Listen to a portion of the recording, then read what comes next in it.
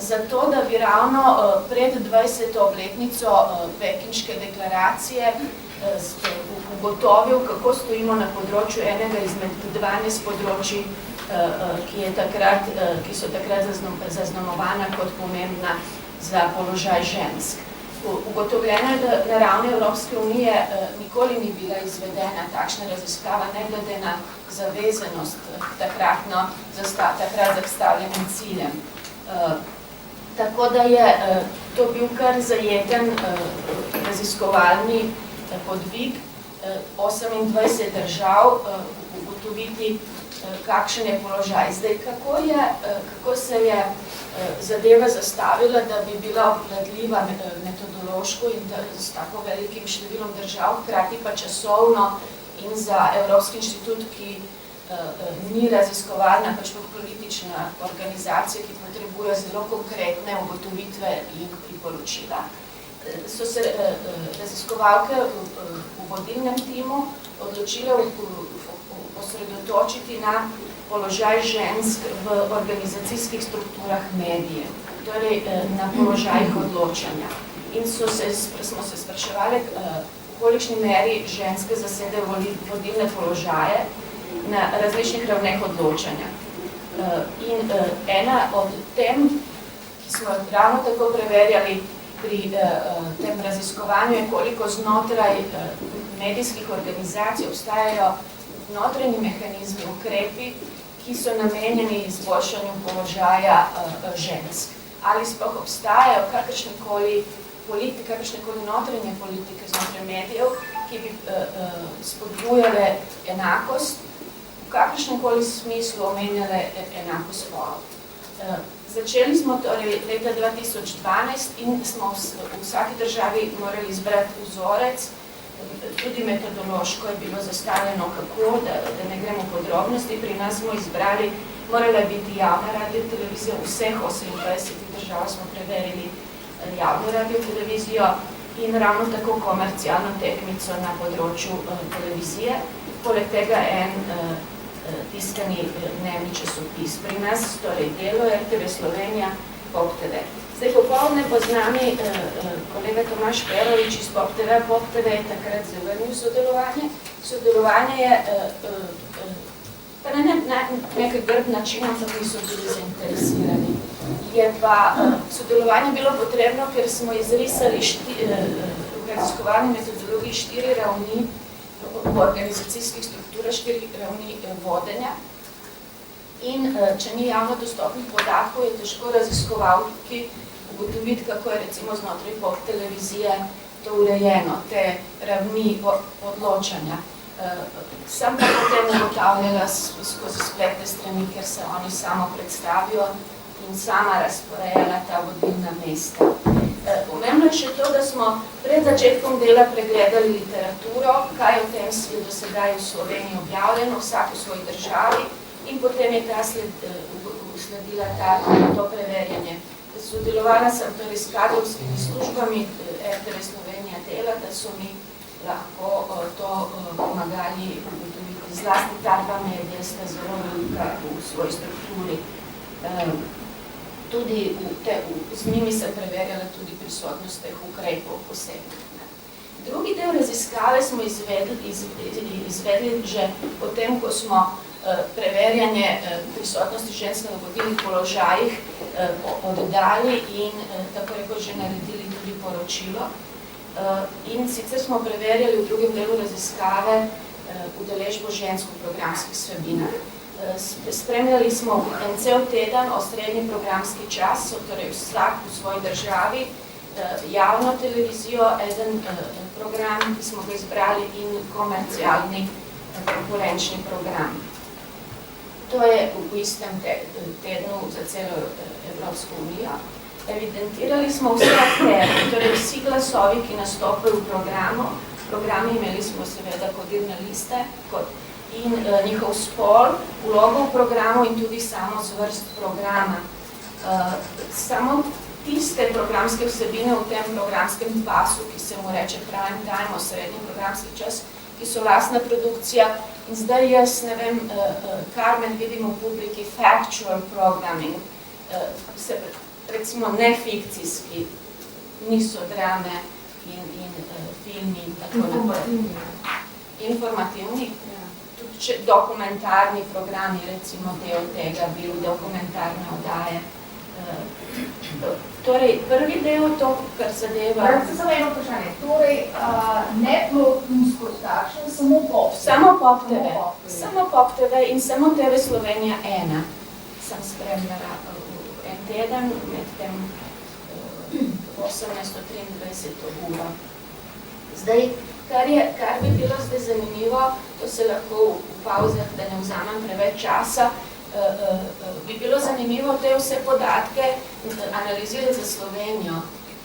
To za vodilne položaje niti ni nekaj takega, kar ni že objavljeno v poročilu lanskega junija. Za programske vsebine pa smo mi kodirne liste oddali v Italijo, v eno od partnerskih organizacij tega projekta, kjer so delali analizo za vseh 28 držav. Jaz nimam podrobne analize za Slovenijo. Celo ta, ki vključuje vseh 28 držav, ni še javno objavljena. Jaz vam bom nekaj utrinkov pokazala pozneje, ampak lastnik vseh podatkov je Evropski inštitut za enakost spolov. In dokler oni tega ne objavijo in so to študijo naročili za svoje namene, ne moremo razpolagati s podatki, predvidevam pa tudi, da ne s podatki, da bi jaz lahko zaprosila za podatke za Slovenijo surove, ki bi jih jaz lahko analizirala. Tako da je zame to bilo metodološko zanimivo, vsebinsko tudi, mi je pa na nek način žal, ker sami ne razpolagamo s tem in bi bilo možno recimo marsikaj še preverjati razen teh splošnih podatkov, ki jih imamo. Torej, za vodstveni položaj smo v celi Evropski uniji pregledali 99 medijskih hiš in ugotovili, da ženske zasedajo manj kot 1/3 vseh vodstvenih položajev. Samo ena polovica obravnavanih medijskih hiš ima nekakšen ukrep ali politiko, ki omenja spol. Manj kot 1/5 pa je takšne, ki izrecno omenjajo enako spolu. Zdaj, nekaj so raziskovalke v srednjem timu zbrali iz evropske statistike in ugotavljale, da ženske sestavljajo približno 1/2 vseh zaposlenih v medijski industriji v Evropski uniji in več kot 1/2 vseh, ki študirajo in diplomirajo iz medijskih poklicev. Tem več je ta ugotovitev o tretjinski prisotnosti na vodilnih položajih povedna. Zdaj v Sloveniji približno je podobno glede vzorca naših 3 medijskih hiš, 30% vseh vodstvenih položajev na teh 4 ravneh in delež raste z nižanjem ravni vodstvenega položaja in enako tudi v Evropski uniji. Žensk več najdemo na srednjih vodstvenih položajih kot na najvišjih. V Sloveniji ravno tako približno 50, med 40 in 50% žensk delov je med tistimi, ki so zaposleni v medijih in delež pa tistih, ki diplomirajo iz novinarstva in medijskih poklicev je precej večji kot v Evropski uniji. 83% napram 68. Zdaj, v Evropski uniji so raziskovalke ugotovile, da je več v javnih medijih žensk na vodstvenih položajih. Pri nas je to tako, da na najvišjih, to je prva raven, je strateška raven vodenja, je 20% žensk. Na tem najvišjem položaju Evropske unije 24%, v javnem mediju RTV Slovenija se pravi drugače kot v povprečju Evropske unije 14%, na vodstvenih operativnih pa imamo več kot v Evropski uniji. Kar je še zanimivo, to so nas ad hoc spraševali naknadno ti regulatorji, to so regulacijska državna telesa, neodvisna, ki spremljajo uresničevanje zakonodaje na področju medijev. In kolektivni organ znotraj tega regulatorja, to je pri nas bila Agencija za elektronske komunikacije, ki se med tem preimenovala, ampak tam obstaja Svet za radiodifuzijo, ki podeljuje frekvenci in spremlja radiodifuzne medije, ima 7 članov imenovanih v parlamentu, ni nobene ženske. In tukaj imamo porazni rezultat v primerjavi z Evropsko unijo. Sem ad hoc tudi zdaj preverila sestavo programskega sveta RTV Slovenije, ki je tudi eden od regulatorjev, torej spremlja uresničevanje programskega dela zavez RTV Slovenije, 29 članic in članov, predvidenih, zdaj nas je 26, ker zaposleni pač morajo ponovno izvoliti svoje predstavnike, in je 7 žensk od 26 trenutno, oba vodilna sta moška. Nadzorni svet RTV-ja ima trenutno 8, ker spet ni zaposlene in sta 2 ženski. Pri tem je vse to Irena Ostrouška, namestnica. Posebni ukrepi znotraj medijskih hiš v Sloveniji obstajajo le na ravni, kar to zapoveduje zakon. Omenjajo spol glede diskriminacije na delovnem mestu, nadlegovanja, spolnega nadlegovanja, samo tiste splošne zadeve, ki jih mora imeti vsako podjetje po zakonu. Ni nobenih posebnih ukrepov, tudi v še drugih 12 državah, ki bi omenjali enako spolov, v smislu tega, da bi bil nek kodeks, neka usposabljanja, neke kvote, karkoli, kar bi same medijske hiše znotraj sebe, same sebi zapovedale. Povzetek posebej izločena Slovenija je dostopna na spletnih straneh Inštituta za enakost spolov. Ta drugi del vsebine, prisotnost žensk v srednjem programskem času v televiziji, ki smo jih v Evropski uniji spremljali, je v povprečju 35% tistih, ki nastopajo v tem srednjem času, kot krajkarni za te informativno-dokumentarne vsebine, je 35,6. Poglejte, zdaj jaz se opravičujem za angleščino tukaj, ta tabela je iz začasnega poročila, vloge ekspert, se pravi strokovnjakinja, ki nastopa v tem programskem času, je 2/3 so moški povabljeni kot eksperti programe. Politiki, pa vidite, skoraj 84% so moški, ker so dejansko zdaj za ekspertsko raven lahko zamerimo programskim ustvarjalcem pri politični ravni, to dostikrat tudi sopada s tem, da so politiki dejansko moški in se bojujemo tudi za kvote na tem področju. To je isti ta graf. Torej, po zvrsteh je v newsu dvakrat več moških. Slovenija je se znašla vseeno v prvi skupini, malo več kot povprečje, vidite, 38 žensk je nastopalo v na TV Sloveniji in po televiziji v tem času. In razvili smo metodološko raven, vidite, level 1, level 2 in raven 1 vlog, so te osrednje vloge, prezenter, novinar, strokovnjak, celebrity, politik in tako naprej, dokler so ti glasovi, ki nastopajo kot prevajalci in tako naprej, so nižja raven, ampak pri Sloveniji ženske dosegajo tudi ta prestižnejše vloge v programih, smo nadpovprečjem. Torej, to je to. In zdaj bi samo še omenila longitudinalno. Ta vaja, to spremljanje medijev, ta vsebinski del še posebej, je nekaj, kar je že ustaljeno na globalni ravni. In ravno po Pekingu, celo pred Pekingom 94 je bil zametek pobude, da bi spremljali udeležbo žensk, prisotnost žensk v vsebinah medijev globalno. In aktivisti to zdaj že počnejo longitudinalno od leta 95. Vsakih 5 let in naslednje leto bo ponovno po sorodni metodologiji.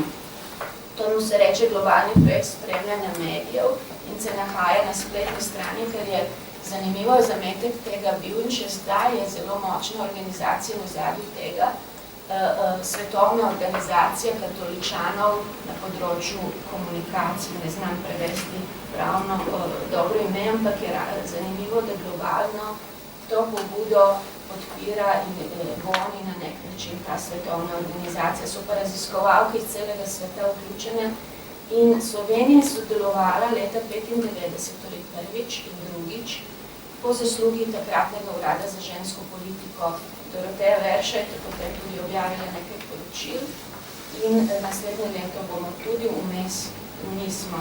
Kar zadeva globalno,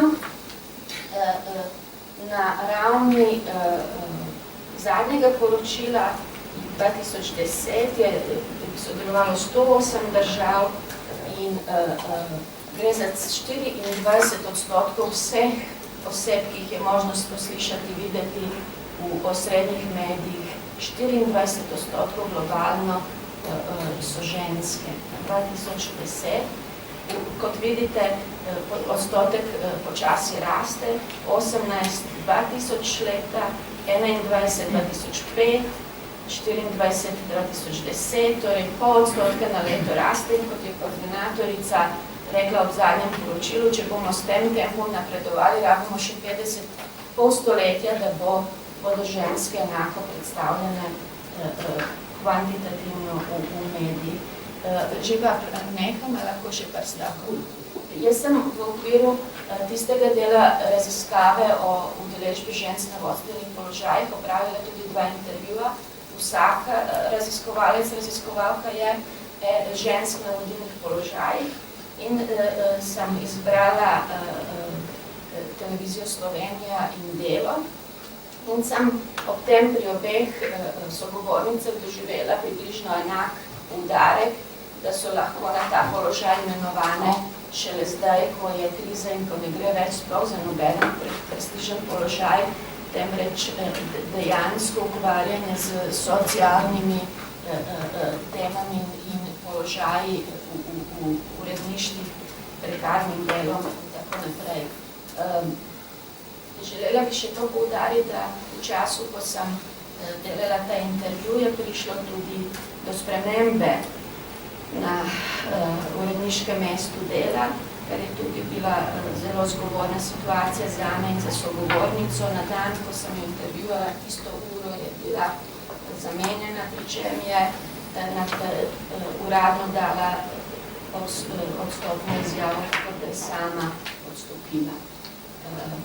Pregled literature, ki sem ga omenila, da smo s tem začeli, je tudi zgovorati, hočem vam to omeniti. Zato, ker v Sloveniji literature o tej temi tako rekoč ni, kar zadeva položaj žensk v organizativni industriji, znotraj medijske industrije, medijskih hiš. Razen tistih iz 90-ih let, iz zlatih časov urada za žensko politiko, z Vero Kozmik in ekipo, ki je takrat se vključila v ta globalna gibanja in objavila nekaj zanimivih, krajših študij. Iz tistega časa se spomnim ene ugotovitev na podlagi intervjujev in anket, takrat opravljenih, da so ženske lahko v 90-ih, zdaj vi boste sami tisti, ki ste iz medijev vedeli povedati, kako je danes, niso mogle napredovati po vertikali, pa tudi zaposlitev dobiti, če niso imeli diplom. Moški pa so lahko brez diplom bili tako zaposleni, kako uredniki in glavni uredniki. To je nekaj, kar mi je ostalo v spominu pri prebiranju takratnih poročil. Pri nas v Sloveniji, in tukaj jemem del krivde, ker sem, kot rečeno, 15 let urejala in zbirko Media Watch in revijo Medijska mreža, prevladujejo teme položaj žensk v vsebinah medijih, reprezentacije, skratka. Raven programskih vsebin zelo dobro spremljamo, tukaj tudi Renata Šribar, ena izmed glavnih poznavalk te teme in aktivist, ki se redno oglaša na to temo, ampak se moramo zavedati, da je tisto drugo področje zanemarjeno.